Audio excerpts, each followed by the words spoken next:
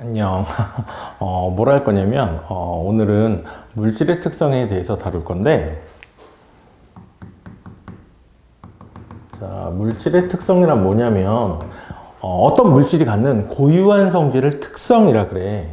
자, 특성이란 특별한 성질을 의미하고, 자, 이 특별한 성질이란 건 다른 물질과 뭐 할 수 있다. 그렇지. 구별할 수 있는 성질을 우리는 뭐라고 한다? 물질의 특성이라고 해. 그럼 물질의 특성은 뭐가 있냐면 가장 대표적인 게 겉보기 성질이라는 게 나와.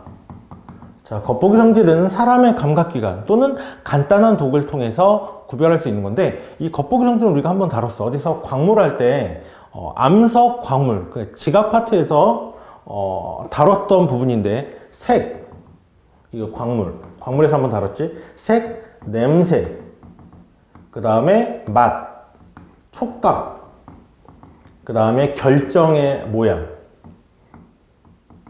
자, 쪼개짐, 깨짐 같은 게 뭐였다? 겉보기 성질이었지. 근데 겉보기 성질의 특징이 뭐냐면 처음에 말했지만 얘는 사람의 감각기관을 통해서 확인해 보는 거란 말이야. 근데 사람의 감각기관이 모두 동일한 감각을 느낀다? 그건 아니지.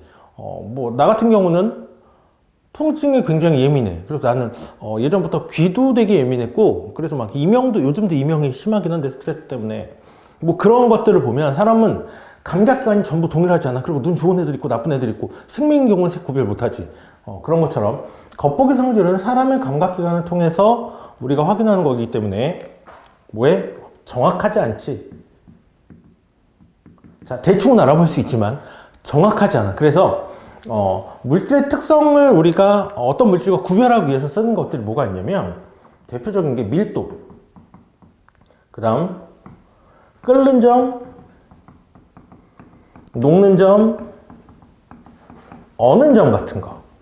그리고 여기서 이제 처음 등장하는 건데 용해도라는 걸 가지고 우리는 뭐 할 수 있다? 그 물질이 어떤 물질인지 우리가 확인할 수 있대. 그러면 겉보기 성질에 색, 냄새, 맛, 촉감 이런 것들이 있었고 밀도, 끓는 점, 녹는 점, 어는 점, 용해도 이런 게 있었어. 그럼 왜 우리는 물질을 구별을 하느냐? 결론부터 말하자면 우리가 이 파트의 가장 마지막에 혼합물의 분리를 하기 위해서야. 물질들이 여러 개 섞여 있어. 섞여 있는 데서 특정 물질만 뽑아내는 거. 이걸 분리한다 그러거든. 그 혼합물을 분리하기 위해서 우리는 이런 특징들을 일단 기본적으로 알아야 돼. 자, 그러면 이 물질이란 애는 어떻게 구별을 하냐면 물질이란 애는 크게 두 가지로 나눠. 혼합물이란 애랑 혼합물. 그 다음에 화합물 아니지. 순물질. 자, 말이 꼬였는데 혼합물이란 애랑 순물질이란 애로 나눠. 그럼 순물질부터 보면 순물질은 크게 호도원소 물질이랑 그 다음 화합물이란 애로 구별할 수가 있어. 그러면 순물질과 혼합물의 비교를 해보자면 순물질의 가장 큰 특징은 우리 여기 했지. 여기 물질의 특성이 한 가지만 나와. 자, 물질의 특성이 한 가지만 나오는 애를 혼합물이라고, 순물질이라고 해. 여기서 한 가지만 나오는 거 아니고 이런 애들이 일정하게 나온다는 걸 의미해. 그래서 순물질에는 한 가지 원소, 우리 주기율표도 외웠고 원소기호였지. 거기서 나오는 원소기호로 외웠던 애들, 한 가지 성분 물질로만 된 애들을 우리는 뭐라고 한다? 호전소 물질이라 그래. 그 다음 화합물이라는 건 두 가지 이상의 원소가 일정한 비율로 결합을 하게 돼. 그걸 우리가 화학적인 결합이라고 하는데, 화학적인 결합에서 화합에 의해서 두 가지 이상의 원소들이 일정한 질량비 또는 기체의 경우는 일정한 부피비로 결합을 해서 나타나는 애들을 화합물이라고 불러.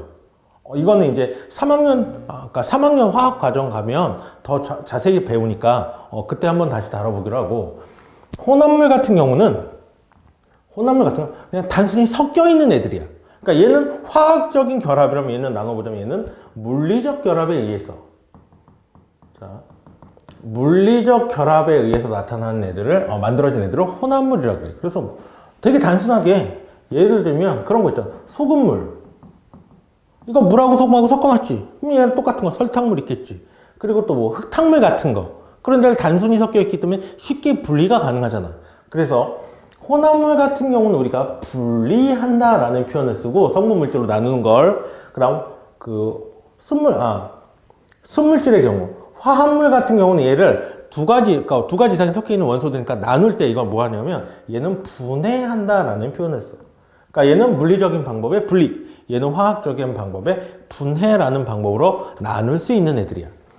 자, 혼합물은 또 크게 두 가지로 나눌 수 있는데, 혼합물은 크게 뭐로 나누냐면 균일 혼합물이란 애랑 불균일 혼합물이란 애로 나눠. 자, 균일 혼합물의 대표적인 게 사이다야. 자, 그 다음 불균일 혼합물의 대표적인 게 주스야. 자, 얘네들 사러 갔을 때, 마트 가서 이렇게 딱 놔두면 우리가 눈에 확 띄는 거, 주스는 뭔가 밑에 가라앉아 있지. 그래서 균일 혼합물은 우리가 그러니까 성분비야, 조성이 균일하다라는 표현을 쓸 수 있는 애들. 그 다음 주스 같은 거 밑에 가라앉았으니까 조성이 불균일하다라고 할 수 있는 애들이지. 이해 가니? 얘는 균일하고 얘는 균일하지 않아. 그래서 이걸 우리가 정의를 어떻게 내냐면, 균일 혼합물이라는 건 어느 부분을 취하더라도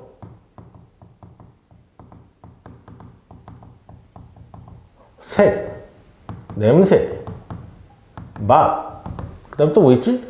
조성이 균일해. 그렇기 때문에 얘는 또 어떤 특징을 갖냐면, 가라앉는 거, 침전물이나 그 다음 위에 뜨는 거 있지, 그걸 부유물이라고 그러거든. 부유물이 없대. 이런 애들을 균일혼합물이라 그래. 이해 가니? 자, 그래서 이 균일혼합물이라는 애를 우리가 뭐라고 하냐면 용액이라 그래. 이제 뒤에서 잠깐 다룰 거야. 용액이란 용매와 용질이 균일하게 섞여 있는 물질을 용액이라 그래. 그래서 균일하게 섞여 있다라는 관점에서 용액에 뭐가 있냐면, 우리 알고 뭐지? 액체 용액은 액체가 있는 건 기본적으로 다 알겠지. 그 다음에 고체 용액도 있고, 그 다음에 기체 용액도 있어. 근데 이건 균일하게 섞여 있다라는 관점에서 따지는 거기 때문에, 뭐 고체 용액 같은 건 합금 같은 거 있을 거고, 그 다음에 기체 용액 같은 건 공기, 이런 거 하나 기억해 두면 좋아. 그러니까 균일하게 섞여 있으면 액체가 아니지만 우리는 걔를 뭐라고 한다? 용액이라고 불러. 이거 나중에 균일 혼합물에 가서 다시 나올 건데, 말이 꼬인다. 균일 혼합물의 대표적인 게 용액이란 게 있어.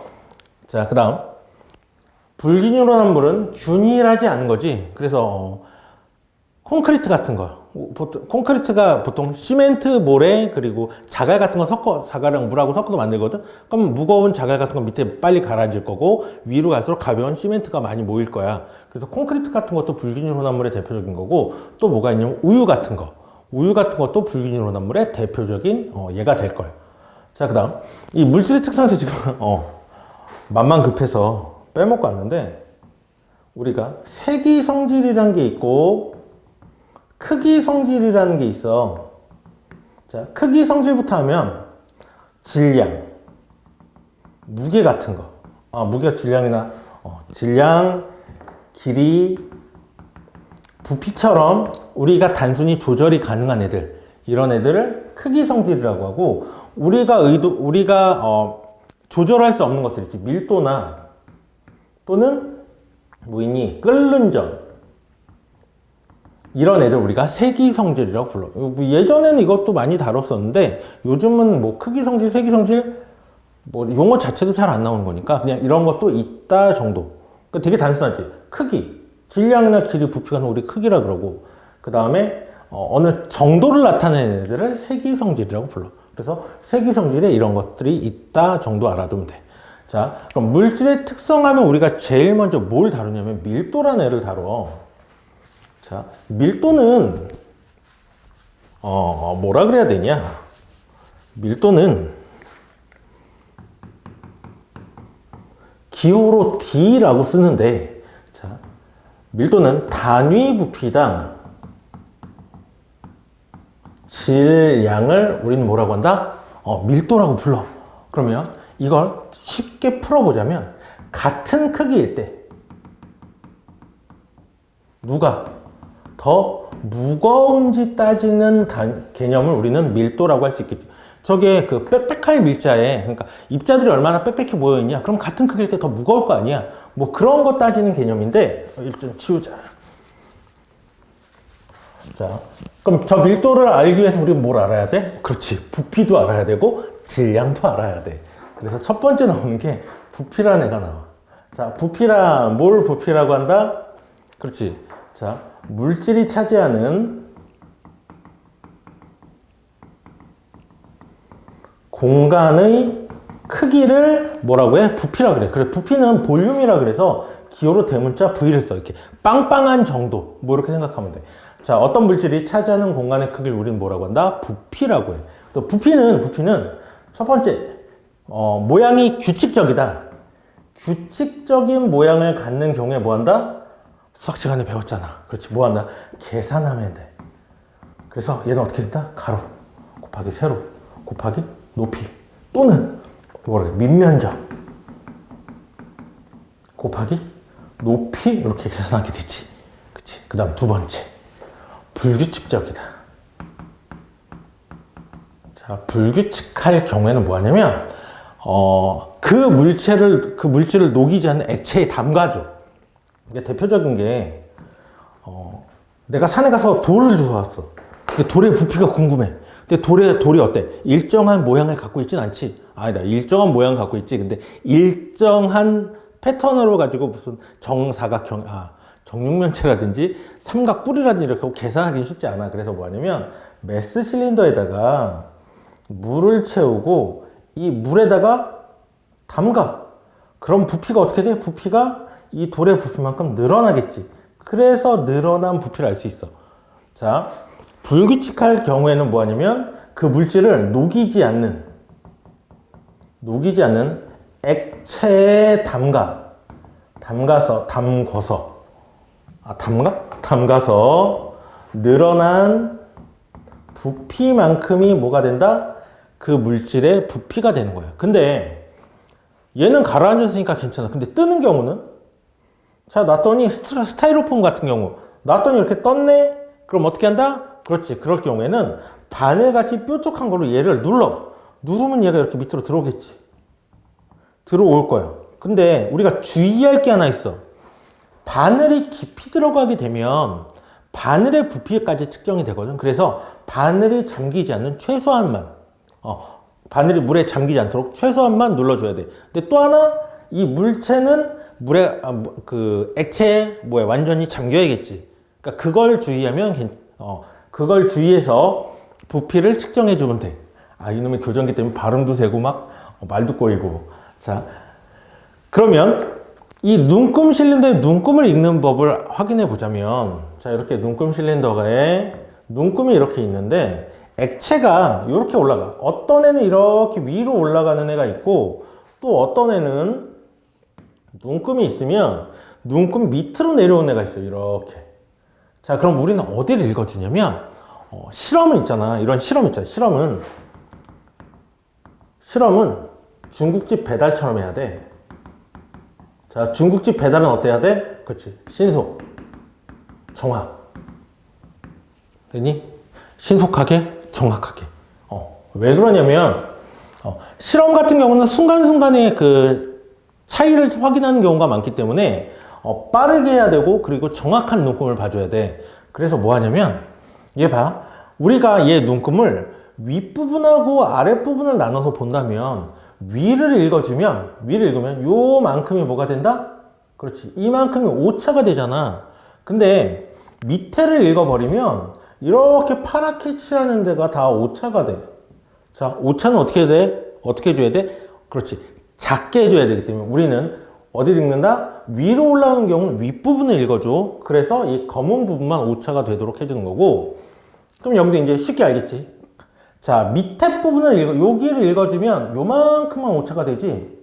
자, 요만큼만 오차가 되고, 윗부분을 읽어주게 되면 빨갛게 칠한 부분이 전부 오차가 되는 거야. 그래서 어떻게? 오차가 작아지도록 어디를 읽는다? 아랫부분을 읽어주면 돼.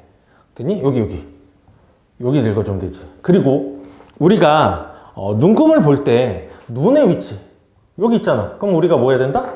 그렇지. 눈금의 위치와 눈의 위치가 일치해야지만 정확한 눈금을 볼 수 있어.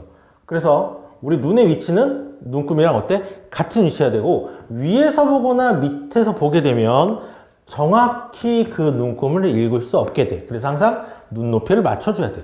그리고 또 하나 눈금이 있는데 눈금 사이에 이렇게 걸쳐버렸어. 여기다 그러자. 눈금 사이에 이렇게 걸쳐버렸어. 그럼 어떻게 하냐면 이 눈금을 10등분해 10등분을 해서 눈으로 어림잡아서 10등분을 한 후에 그 10분의 1까지 읽어주면 돼. 그래서 여기 있으면 여기가 1이고 여기가 2다. 그럼 얘는 어느 정도 돼? 중간쯤 맞지? 그럴 경우에 얘는 1.5 정도 된다라고 읽어주면 되는 거야. 됐지? 아, 빼먹은 거 있네. 부피의 단위를 빼먹었는데 부피는 여기서 계산하고 뭐 크기 이런 거 나왔잖아. 그래서 밀리리터, 그 다음에 리터, 그 다음에 세제곱 센티미터, 센티미터 또 나왔다. 세제곱미터 같은 것들이 전부 뭐가 된다? 부피의 단위가 될 수 있어. 되니? 자, 봐. 이제 뭐 해야 돼? 부피당 질량이 있으니까 질량을 알아봐야 되지. 질량은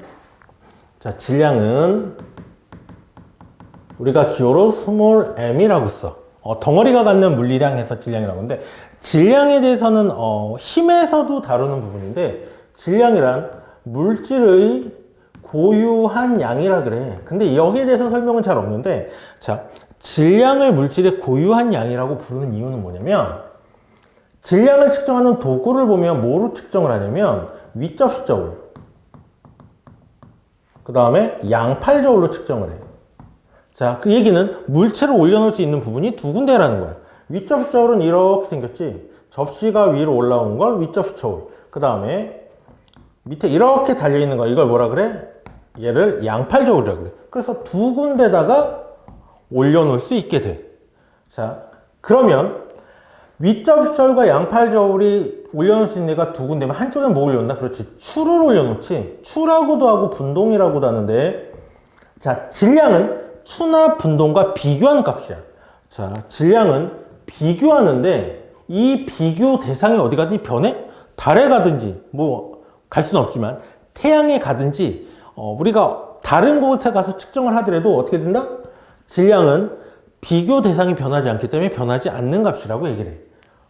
그러면 질량과 비교된 애가 있지, 무게가 있지. 그럼 무게는 뭐로 측정하냐? 무게는 뭐로 하냐? 용수철 저울. 용수철 저울로 측정하기 때문에 매달면 얘가 어떻게 돼? 이 물체의 무게만큼 밑으로 잡아당겨지지. 그래서 우리는 무게는 뭐라고 하냐면 무게는 중력의 크기라 그래.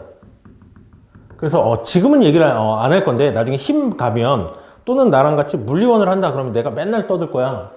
무게는 중력이고 중력은 무게다. 이거 계속 왔다 갔다 해줘야 돼. 그러니까 지금도 무게는 중력의 크기다라는 걸 그냥 머릿속에 집어넣으면 자, 뭐 한다? 밑에서 누가? 지구가 있지. 지구가 이 물체를 잡아당기는 힘만큼 용수철이 늘어나잖아. 그래서 늘어난 만큼이 뭐가 된다? 무게가 되는 거야. 얘는 단순히 혼자 늘어나는 크기. 왜? 밑에 있는 행성이 잡아당기니까. 그 다음 질량 같은 경우는 추나 분동이랑 뭐에 비교하는 값이기 때문에 얘네가 변화 없으니까 항상 일정한 값을 갖게 돼. 그러면 이 저울은 어떻게 사용을 하냐면 자, 어떤 물체의 질량을 측정하고 싶어. 그러면 양팔 저울이 있으면 위접시 저울이지. 위접시 저울이 있으면 어떤 물체의 질량이 궁금해. 자, 실험은 아까 어떻게 해야 된다고? 중국집 배달처럼 신속 정확. 되니? 그래서 어떻게 해야 돼? 자, 물체를 왼쪽에다 올려놔. 이거 오른손잡이 기준이야. 자, 오른손잡이 기준을 어떻게 하냐면, 자, 이렇게 있지. 자, 내가 이렇게 들어갔고, 왼쪽에다 이렇게 대각선으로 가는 것보다, 내 바로 앞에다 놓는 게 추를 올려놓기가 더 편해. 그래서, 물체는 어디에, 물체나 물질은 왼쪽에다 놓게 되고, 추를 어디다가, 이거 얘들아. 이거 그거 아니다. 이거 추 그린 거야. 추를 어느 쪽에 놓는다? 그렇지. 추를 오른쪽에다 올려놓게 돼. 그리고 추는 무거운 거부터 가벼운 거부터? 그렇지. 무거운 거부터 올려놓게 돼. 왜 그러냐면 가벼운 거 올려놓으면 얘 질량 측정하기 위해서 가벼운 거 계속 넣어야 돼. 근데 무거운 거면 무거운 거 하나 뚝 올려놔서 기울었다. 그럼 빼고 조금 더 가벼운 걸로 해가면 되겠지. 그래서 질량을 측정할 때는 추를 어느 쪽에다? 오른쪽에 올려놓게 돼. 자, 그 다음 우리가 어떤 특정량의 약품이 필요하다. 그러면 걔는 어떻게 해? 똑같지. 약품을 이제 움직여야 되잖아. 그래서 일단 기본적으로 일단 약포지를 올려놔. 자, 약포지는 왜 올려놓냐면 나중에 꺼낼 때 편하게. 이거 약품 우리가 뭐 미리그램 단위 또는 그램 단위로 하는데 여기 붙어버리면 이것까지 털기 힘들잖아. 그러니까 약포지를 올려놓으면 양쪽에다가 약포지만 그냥 들어서 꺼내면 되기 때문에 양쪽에다 약포지를 올린 후에 자, 필요한 만큼의 질량에 해당하는 추를 올려놓고 약품을 어디다가 오른쪽에다 담으면 되지. 자, 오른쪽에다 하는 게 왼쪽으로 가는 것보다 편하니까. 물론 왼손잡이들은 이거 바꿔도 상관이 없다. 자, 그 다음에 예전에 나는 초등학교 때 경시대회 나갔다 왔거든. 과학경시대회. 학교 대표로 나갔다 왔는데 그때 실험하다가 나 맨날 혼났어.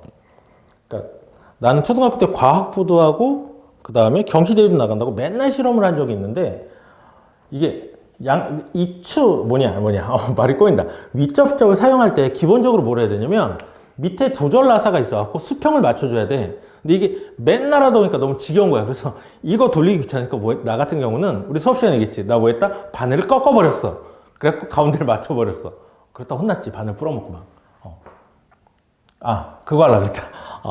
추를 올릴 때 추를 얘들아 핀셋이 있어. 그 추 통에 보면 핀셋인데 핀셋을 가지고 들어야 돼. 왜 그러냐면 손으로 만지면 손에 기름도 있을 수 있고 먼지도 있을 수 있고 그러니까 가벼운 추를 움직일 때 손에 묻어있는 것들이 추에 묻어버리면 질량이 정확히 측정이 안 돼. 그래서 뭐 해야 된다? 핀셋으로 잡아서 올려줘야 돼.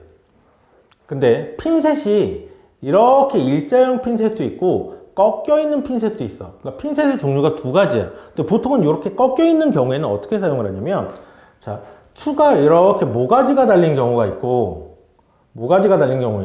그냥 얇은 철판인데 끝이 이렇게 꺾여 있는 애가 있어. 자, 그러면 우리는 어떻게 사용하냐면 얘 같은 경우는 핀셋을 이렇게 잡아줘. 이렇게 잡아서 이게 있잖아. 이렇게 있잖아. 그럼 이렇게 잡아서 이렇게 들어. 왜? 이거 이렇게 자, 되게 작은 애인데 이거 이렇게 잡아서 이렇게 들긴 힘들지. 그러니까 이렇게 모가지를 잡아서 들어서 올리면 돼. 그 다음 이렇게 꺾여 있는 경우는 얘를 반대로 이렇게 잡아. 자, 있으면 이걸 이렇게 잡아서 이렇게 움직이는 거야. 자, 여기서 이렇게 잡아줘. 그러면 어떻게 된다? 조금 더 쉽게 실험을 할 수 있겠지. 그래서 추를 잡는 요령도 중요하다. 자, 그래서 뭐 할 수 있다? 우리는 밀도를 구하기 위해서 부피와 질량을 측정하고 여기는 왜 또 그냥 별표 냈냐? 여기 2번. 뭐 해준다? 부피와 질량을 뭐 해줘? 측정할 수 있어. 기억이 안 나. 질량의 단위는 여기 계속 하나씩 빼먹는데 질량의 단위 못 쓴다? 그람. 그 다음에 밀리그램 또는 킬로그램 이런 거 써. 여기다가 아까 중력이란 건 잡아당긴 힘이라 그랬지. 여기다가 힘만 붙여주면 이렇게 힘 이렇게 붙여주면 이건 뭐가 된다? 무게의 단위야. 우리는 지금 질량을 하기 때문에 얘네들은 필요 없지. 이렇게 됐니? 이제 밀도 해야지. 자, 밀도. 세 번째, 밀도가 가운데 온 이유가 있지. 얘네 갖고 계산하니까 가장 중요하니까 밀도 뭐라 그래서 아까 D라고 쓴다 그랬지. 예전에 내 제자 중에 하나가 나는 걔가 천재인 줄 알아서 처음에 학원에 왔거든? 학원에 와서 선생님 밀도는요 하트에다가 화살 쏘면 돼요. 이렇게 하는 거야. 그리고 순간적으로 옛날에 쓰던 말 쓸 뻔했어. 자, 얘는 천재인가 보다 했는데 이거 하나밖에 모르더라고. 우리 지연이 어떡하냐. 장가는 갔을래나. 자, 이게 왜냐면 여기지. 부피분의 질량 해서 화살 쏘는 게 이거. 부피분의 질량에서 밀도다 이걸 얘기를 했던 건데 우리 지연이 뭐 할래나.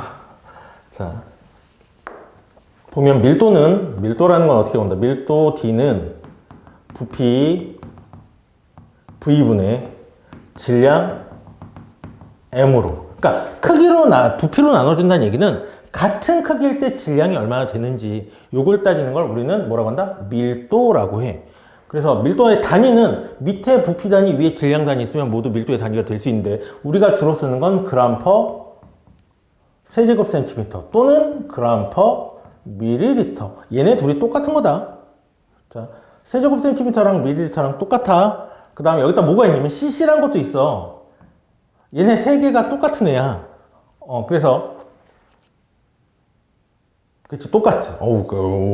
자, 세제곱 센티미터, 밀리리터, cc 다 같은 단위고 이것만 있는 게 아니라 뭐 킬로그램 퍼 세제곱 미터, 킬로그램 퍼 그 다음에 세제곱 센티미터 뭐 이런 것도 전부 뭐가 될 수 있다? 밀도의 단위가 될 수 있어. 그럼 밀도에 따라서 뭐가 달라지냐면 이런 거 있잖아.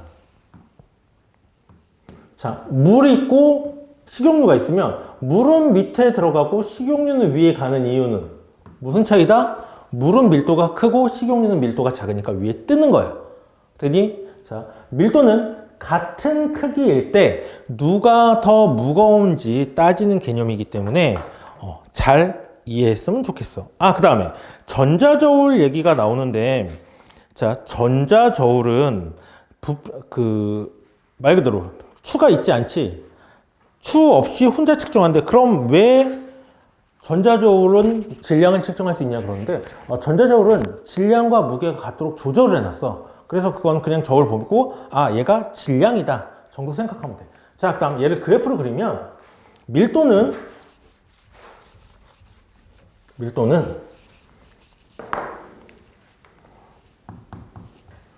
부피에 따른 질량이야. 여기 부피, 여기 질량이지. 이때 그래프의 기울기가 뭐가 돼? 기울기가 밀도에 해당하는 값을 가져. 그래서 자, 이렇게 세 개를 그리면 얘가 A, 얘가 B, 얘가 C면 밀도는 누가 제일 크다? 그치, A가 기울기가 큰 부피분의 질량이니까 A가 제일 크고 B, C 순으로 되겠지. 근데 그래프를 조금 얘를 뒤집으면 어떻게 되냐면 이런 것도 나오겠지. 여기가 질량, 얘가 부피야. 너무 뻔히 보이지? 자, 얘가 A, B, C라면 밀도는 질량분의 부피니까 이거 역수잖아. 그럼 여기서 기울기가 가장 작은 C가 뭐해? C가 밀도가 가장 크고 그 다음에 B, A 순으로 되겠지. 되니? 내가 지금 순서를 다 까먹어서 이것저것 찾아보고 있어. 자, 그래서 물질의 상태에 따라서 밀도를 확인해 보면 가라앉는 게 밀도가 크거든? 그래서 대표적으로 대표적이란다.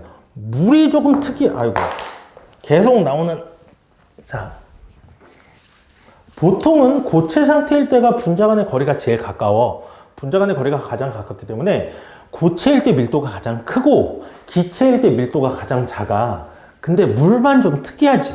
물은 다 특이해. 물은 밀도의 기준이 되기도 하고 물의 밀도가 1이거든. 근데 뭐 4도씨일 때 1인데 물은 좀 다 특이해서 어떤 일이 일어나냐면 컵에다가 물을 따르고 여기다 얼음을 던져. 그럼 얼음이 어떻게 되는데 위에 뜨지. 왜?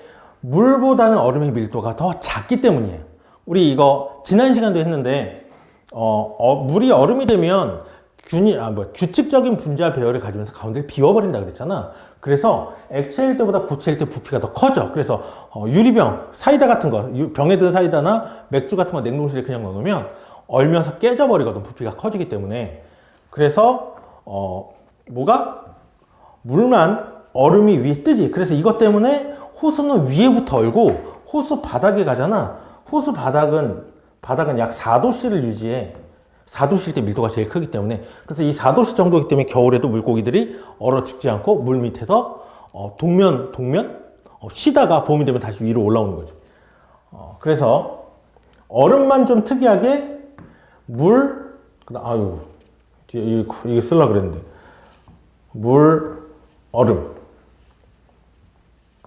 얼음, 그 다음에 수증기가 가장 위에 가 있지. 그래서 밀도 따지면 물의 밀도가 가장 크고 얼음의 밀도가 중간, 그 다음에 수증기가 밀도가 가장 작게 되는 거야.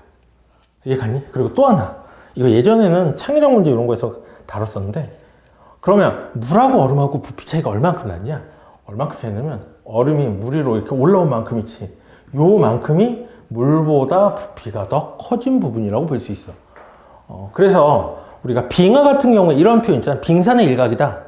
둘리 본 애들은 기억날 텐데, 자, 물이 있고 빙산이 이만큼 있었지. 이렇게 있고 둘리 여기 있었어. 이렇게. 아, 둘리를 못 그리네, 나는 그러고 보니까. 그래서 위에 빙산이 이만큼 있었는데 밑에가 더 컸지. 그리고 밑에 둘리가 자고 있었어. 이거, 자, 그래서 이렇게 되는 걸 우리가 알 수 있다. 그래서 물만 좀 특이하게 얼음일 때가 밀도가 중간이고, 누가? 물일 때가 밀도가 가장 커. 되니? 뭐, 그리고 그 기본적인 예 같은 건 생활 속의 밀도랑 관련된 현상들 이런 건 읽어보면 아니까 확인해 보면 되고, 또 하나, 밀도가 같다면 같은 물질이야. 그래서 이런 문제들이 많이 나와. 자, 이런 거. 뭐가 있냐면, 그래프를 그리고,